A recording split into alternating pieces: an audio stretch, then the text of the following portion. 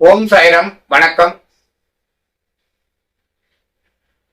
இன்று 12 பாவங்களிலும் குரு நின்ற பலன் பார்க்க போகிறோம். இவை எடுக்கப்பட்டவை சாராவளி என்ற கிபி 9ஆம் நூற்றாண்டில் எழுதப்பட்ட ஸ்ரீ கல்யாணவர்மரால் எழுதப்பட்ட ஒரு ஜோதிடத்தின் மிக முக்கியமான ஒரு புத்தகத்திலிருந்து நாம் எடுத்து பார்க்கிறோம். இந்த பலன்களை அவர் மிக அழகாக சொல்லியிருக்கிறார்.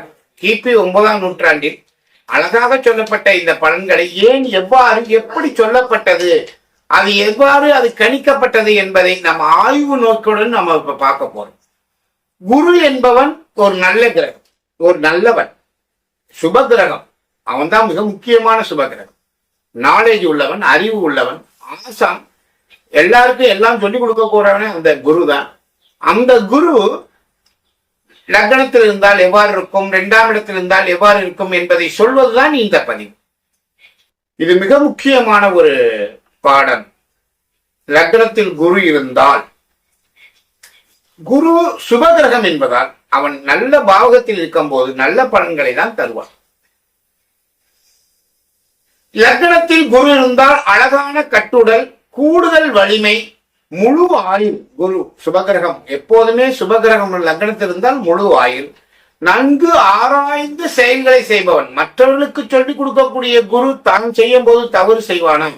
எனவே நன்கு ஆராய்ந்து செயல்களை செய்பவன், ஆற்றல் கல்வி உடையவன், திறமையாளன், அறிவாளி, வீரமுடையவன், மதிக்க தந்தவன். இந்த வீரம் சூரியன் செவ்வாய் போன்று இருக்காது. அறிவுபூர்வமாக வெல்லக்கூடிய வீரமுடையவன், படித்தவன். அதனால் அவன் படித்த அறிவு இருக்கும், வீரம் இருக்கும்.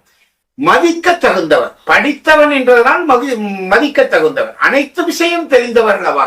எனவே லக்னத்தில் குரு இருந்தால் மற்றவர்களால் மதிக்கக்கூடிய தன்மை ஏற்படும். எனவே இந்த லக்னத்தில் குரு சுபகிரகம் இருப்பதால் எவ்வளவு நல்ல பலன்கள் இருப்பதை நாம் பார்த்தோம். லக்னத்துக்கு 2ஆம் இடத்தில் குரு இருந்தால், குரு ஒரு தனக்காரகன், 2ஆம் இடமும் தனக்காரகன் இல்லையா, தனத்தை சொல்லக்கூடிய இடம். இங்க குரு இருந்தால் என்ன நடக்கும்? செல்வந்தன். 2ஆம் இடம் உணவு இல்லையா, அதனால சுவை அறிந்து உண்டுதல், வாக்குறுதியை சரியாக பின்பற்றுதல். குரு இருந்தால் சொன்ன வாக்க காப்பாற்றுவாங்க. குரு இருந்தால் அப்படி இருப்பான். கட்டுடல், நல்ல வாக்கு, மிகுதியான அழகுள்ள முகம் பொருந்திய உடல் உடையவன், தானம் செய்தல், ஒளி பொருந்தியவன். தான் சேமித்த காசை நல்ல வழியில் செலவு செய்பவன், மற்றவர்களுக்கு கொடுப்பவன், நன்கு உணவு, அதாவது கண்ணாமண்ணான்னு சாப்பிட மாட்டான். குரு நல்ல சுவையறிந்து நல்லபடியாக உணவுக்கு உண்பவன். லக்னத்துக்கு 3ஆம் இடத்தில் குரு இருந்தால், இந்த 3ஆம் இடம்ங்கிறது ஒரு மறைவுஸ்தானம் சில சொல்லுவாங்க. இது ஒரு சுமாரான பாவகம். 6ஆம் பாவத்துடைய பாதியாக செயல்படக்கூடியவன் 3. எனவே அந்த 3ஆம் இடத்தில் குரு இருந்தால் செயல்களில் சற்று தோல்வி அடையும். கருமி, உடன்பிறப்பால் வெற்றி கொள்ளப்பட்டவர். 3ஆம் இடம் உடன்பிறப்புக்குரிய கிரக பாவகம் இல்லையா, அங்க குரு இருந்தால் மற்றவர்களால் உடன்பிறப்பால் வெற்றி கொள்ளப்பட்டவர். குளிர்ச்சியால் ஏற்படும் நோய், பெண்களிடம் அச்சம் கொள்ளுதல். தைரியஸ்தானத்துக்கு 3ஆம் இடம், அங்க குரு இருப்பதனால் கொஞ்சம் வெக்கப்பட்டுக்கிட்டு ஷை டைப்பா இருப்பாங்க. வெக்கப்படுதல், ஷை டைப். பாவ தொழில் செய்வார்கள். குருவெல்லாம் பெரிய பாவம்லாம் செஞ்சிட மாட்டான். அவன் தொழிலிருந்து நகர்ந்து செய்வான், இல்ல அவன் கற்ற கல்வியிலிருந்து நகர்ந்து செல்வான், இல்ல சாஸ்திர அறிவிலிருந்து நகர்ந்து செல்வான். வேற எதுவும் செய்ய போறதில்லை. எனவே குரு 3ஆம் இடத்தில் இருந்தால் இந்த அளவுக்கு தான் அவன் வேலை செய்வான்.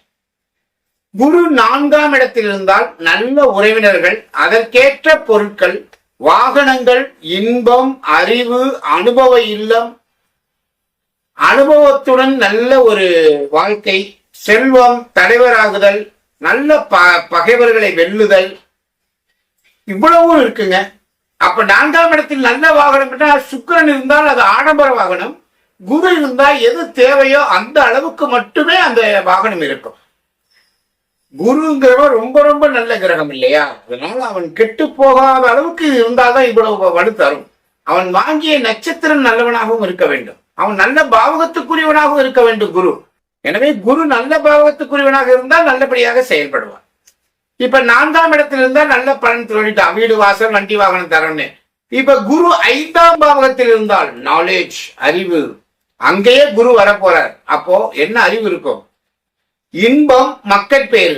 மக்கள் பேர் இருக்கு. 5ல் குரு இருந்தால் குழந்தை இல்லைன்னு சொல்லிட்டு இருப்போம். ஜாதக அலங்காரத்திலையும் குழந்தை இருக்குன்னு சொல்லியிருக்காங்க. இந்த சாராவளியிலையும் சொல்லியிருக்காங்க 5ல் குரு இருந்தால் மக்கள் பேரு இருக்கு. உறவினர் உள்ளவர், திறமை, அறிவு, ஆற்றல், வீரம் உள்ளவர், பயனுள்ள செயல்களை செய்பவர், எங்கெங்கும் சந்தோஷமாக இருக்கக்கூடியவர். 5ஆம் இடம் ஒரு சந்தோஷத்துக்கு, காதலுக்குரியது மற்றும் அறிவுக்குரியது. அந்த குரு இருந்தால் ரொம்ப அறிவாளியாக இருப்பார்.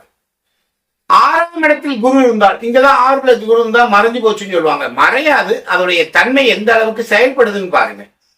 மந்திரம், வெகுமானம், திறமையானவர், தோல்வி அடைதல், பெண்களிடம் அச்சம் கொள்ளுதல். என்ன ஏன் இந்த வார்த்தையை திரும்ப திரும்ப சொல்றாங்கன்னா, குரு ஒழுக்கமானவன், வேகமாக செயல்பட மாட்டான், ரொம்ப யோசிச்சுதான் எதையும் செய்வான், தான் படித்த படிப்புக்கு அழகாக செயல்படுவான். படிச்சவங்க எல்லாம் ஒரு அழகாக படிச்சவன்டா அப்படின்னு சொல்லுவாங்க இல்லையா, அது மாதிரி படித்தவர்கள் போன்று நடைமுறை கொண்டவன். எனவே அவன் கொஞ்சம் ஷை டைப்பா இருப்பான். அதனால பெண்கள்கிட்ட பயம் கொண்டவன். உடனே பெண்கள்கிட்ட பயந்து ஓடுவான்னு நினைக்காதீங்க. படிச்சவங்கிறதுனால எப்படி நடந்துக்கணுங்கிறது தெரியும் அவனுக்கு. இதுதான் நிஜம். பெண்களிடம் அச்சம் கொள்பவன், சோம்பல். 6ஆம் இடத்துல குரு இருக்கிறதுனால சோம்பல், நோய் உள்ளவன், கொழுப்பு சம்பந்தமான நோய்கள் வரலாம் இந்த 6ல குரு இருந்தால். பகைவரை வெல்லுதல், புகழ் உடையவர். என்னதான் இருந்தாலும் புகழ் உடையவர், அறிவுள்ளவர் தானே, 6லையும் வெல்லுவார். இந்த நோய்களை பற்றி சொல்லும் போது அதுக்கு என்று ஒரு நோய் ஜோதிடம் இருக்கு, மருத்துவ ஜோதிடம் ஒண்ணு இருக்கு. அந்த மருத்துவ ஜோதிடத்தில் எந்தெந்த கிரகங்கள் எங்கிருந்தால் என்ன நோய் என்று வரும், அதை நாம் பின்னால் வரக்கூடிய பதிவுகள்ல நம்ம பார்க்க தான் போறோம். இது 6ஆம் இடத்தில் குரு இருந்தால் இந்த அளவுக்கு. 7ஆம் இடத்தில் குரு இருந்தால் நல்லாவே கேந்திரம் இல்லையா, அதிர்ஷ்டம், அழகுடைய மனைவி, அறிவுடைய மனைவி இருப்பார். தந்தையை விட மேன்மையான குணம். 7ஆம் இடத்தில் குரு இருந்தால் தந்தையை விட மேன்மையான குணம். நல்ல நண்பர்கள், நன்றாக உரையாடுபவர், அறிவுடன் உரையாடுவார். கவிஞர், முக்கியமானவர், புலவர், மிகுதியான புகழ் உடையவர். ஏன் மிகுதியான புகழ் உடையது? 7ஆம் இடத்தில் குரு நல்ல ஒரு கிரகம் 7ல எல்லாருடையும் நன்கு பழகினால் அப்புறம் புகழ் இருக்கும் இல்லையா.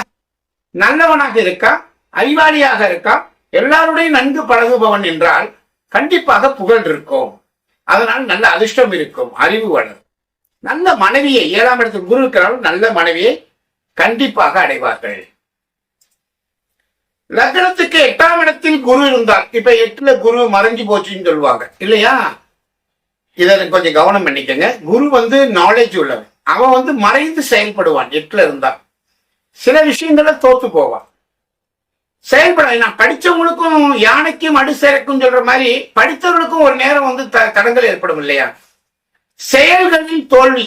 குரு 8ல் இருந்தால் முழு ஆயுள் மட்டும் முழுசா இருக்கு. 8ஆம் பாவத்துல குரு இருந்தால் அடிமைக்காரர் அல்லது கீழான வேலைகளை செய்பவர், மற்றவங்க சொல்றதை கேட்கிறவர், ஏழ்மை, சாதாரண பெண்களிடம் பழகுபவர். அவ்வளவுதாங்க குரு 8ல இருந்தா. அந்த குருவுடைய தன்மையெல்லாம் கொஞ்சம் குறைஞ்சிருக்கு 8ல. அவ்வளவுதான், இதனால புரிஞ்சுக்கிட்டா போதும். 9ல் குரு வந்தால் 9ஆம் இடம் கடவுளுக்கு நிகரான ஒரு இடம், ஒழுக்கத்துக்குரியது, மேன்மைக்குரியது. அங்க குரு வந்தால் எப்படி இருக்கும்? இறை செயல் செய்பவர், முன்னோர்களுக்கு செய்ய வேண்டிய சடங்குகளை ரொம்ப கரெக்டா செய்வார். முன்னோர்களுக்கு செய்ய வேண்டிய சடங்குகளை கரெக்டா செய்வார். சாஸ்திரம் படித்தவர் அல்லவா குரு. எனவே சாஸ்திரப்படி எதையும் செய்வார். 9ஆம் இடத்துல இறைவன் மீது பற்று கொண்டவர், புலவர், பெரும் செல்வர், அமைச்சர் அல்லது படைத்தலைவர். 10ல் குரு இருந்தால் பதுசும் கெட்டு போயிடுவாங்க. அது ஏன் அப்படி சொல்றாங்கன்னா, 10ஆம் இடத்தில் குரு இருந்தால் அவன் கரெக்டா பர்ஃபெக்டா வேலை செய்வான். சொல்ற வேலையை செஞ்சுட்டு இருப்பான், நவுந்து போக மாட்டான். எனவே கடமையாக வேலை செய்யக்கூடியவர்கள், சிறந்த கடமையுடன் வேலை செய்பவர்கள் அந்த பதுசை இழக்கதான் செய்வாங்க. சுகமா இருக்கணும்னு நினைச்சாங்கன்னா சுக்கிரன், சனி மாதிரிலாம் சில பேர் இருந்தாங்களேன், படுத்து தூங்கிட்டு இருப்பான், வேலை செய்ய மாட்டான். இப்ப 10ல் குரு இருந்தா என்ன? தொடங்கிய செயலை விருப்பம் போல் பூர்த்தி செய்தல், அனைத்து வசதிகளுடன் இருத்தல், கூடுதல் நன்மையுடனும், இன்பமும் செல்வமும் மக்களும் போகமும் வாகனமும் உடையவர், புகழும் உடையவர். நல்லா கவனம் பண்ணிக்கங்க. எல்லாமே இந்த 10ஆம் இடத்தில் புகழ், பெருமை. ஏன்னா சொல்ற வேலையை கரெக்டா செய்யறாரு, பர்ஃபெக்டா செஞ்சு முடிக்கிறாரு. 10ல குரு இருந்தா அப்ப பரிசு கெடுனா ஒண்ணுமே இல்லைன்னு நினைக்காதீங்க. தொழில் கெட்டு போகும் தயவு செய்து நினைக்க வேண்டாம். அந்த தொழிலை கரெக்டா செஞ்சு முடிக்கக்கூடியவர் 10ல் குரு இருப்பவர் தான் எனவேதான் அவர் புகழுடையவராக இருப்பார், அனைத்தையும் அவர் சம்பாதிக்கக்கூடியவர். லக்னத்துக்கு 11 பற்பல பொருள்களை அடைபவர், வெற்றி காண்பார், வரவிற்கு காரணமானவர், வாகனங்கள் உடையவர், பணியாட்கள் உடையவர், வெகுமானம் உடையவர், மிகுதியான கல்வி மக்கள் பேர் உடையவர். 11 குரு இருந்தா ரொம்ப ரொம்ப நல்லது. அடுத்தது 12 குரு, இதையும் மறைஞ்சு போச்சுன்னு சொல்லுவாங்க. குரு மறைஞ்சதுன்னா மறைஞ்சு போச்சு, செயலிழந்து அல்ல, அதனுடைய தன்மை கொஞ்சம் குறையும். நல்ல நாலேஜா சொல்லிருக்கோம் இல்லையா? இப்ப 10ல குரு இருந்தாலும் சொன்ன வேலையை கரெக்டா செய்வாருங்க, பர்ஃபெக்டா செய்வாருங்க. 12ல குரு இருந்தா அப்படி செய்ய மாட்டார், அவ்வளவுதான் வித்தியாசம். 12ல குரு இருந்தால் சொன்ன வேலையை செய்ய மாட்டார், தள்ளி போடுவார். சோம்பல் உடையவர், முதல்ல சொல்லிட்டாங்க பாருங்க, சோம்பல் உடையவர், மக்களால் ஒதுக்கப்படுபவர். என்ன படிச்சு விட்டு ஒரு வேலையும் செய்ய மாட்டேங்கிறான் போ. அனைவரையும் தூற்றுதல், கண்டித்து பேசுதல், மற்றவங்ககிட்ட போய் கை கட்டி வேலை செய்தல். இதுதான் குரு. அந்த குருவா இருக்க மாட்டேன், கொஞ்சம் வீணா போயிடுவான். இந்த பலன்கள் 12 பாவங்களிலும் இருக்கக்கூடிய இந்த குரு பலன்கள் அனைத்தும் சாராவளி கிபி 9ஆம் நூற்றாண்டில் ஸ்ரீ கல்யாணவர்மன் அவர்களால் சொல்லப்பட்டது. இதை ஆய்வு நோக்குடன் நம்ம பேசியிருக்கோம். இதை மீண்டும் கேட்டு பார்த்தீங்கன்னா எப்படி இந்த பாவங்கள்ல குரு இருந்தால் எவ்வாறு வேலை செய்து என்பதை தெரிந்து கொள்ளலாம். எனவே இது போன்றே நம்ம அடுத்த கிரகங்களையும் பார்ப்போம். நன்றி, வணக்கம், ஓம் சாய்ராம்.